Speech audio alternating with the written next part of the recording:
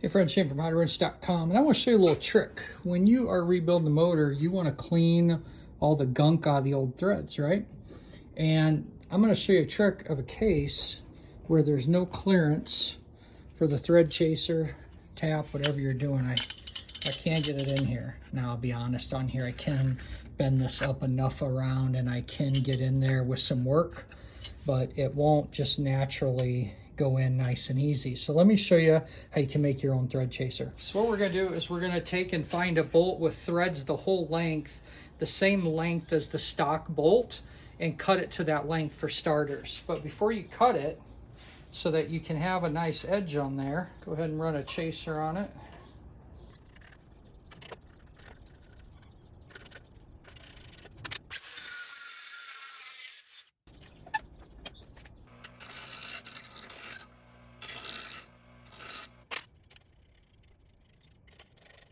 Next, we're going to take a grinder and grind our own slots in, just like a thread chaser. That point we ground and cleaned up on the grinder is going to come in real handy now to run that tap back up there and clean up those edges where we ground these slots. So basically what we did is just put some slits in there so that as we run that through, it's just like the slits of that tap or thread chaser where the debris has somewhere to go in and then work its way out. We're not trying to repair threads, we're just trying to clean them. If you're really worried about that, you could heat this and then soak it in some oil to kind of heat treat it. But let's go try it out. All right, I always like to put a little grease on my thread chasers to hold that junk in there. Now we take in our custom bolt, and you can see it. It's just like the stock length, right? Threads in there really nice and easy. I'm a little tight right there, which means I got a little gunk. So now I could just go back to a ratcheting wrench or just a regular wrench.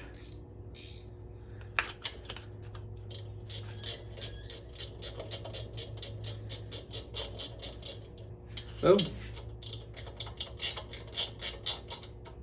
Bottomed out. Think of the thickness of that cover to know that you've gotten all the way down.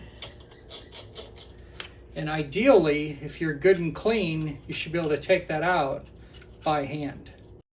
All right, let's see that junk that we got out of there. Look at that junk that's down in that groove now. All right, my friends, that is how you make your own thread chaser when you don't have the length that you wish you had. Make sure and like, share, and subscribe. As always, keep wrenching.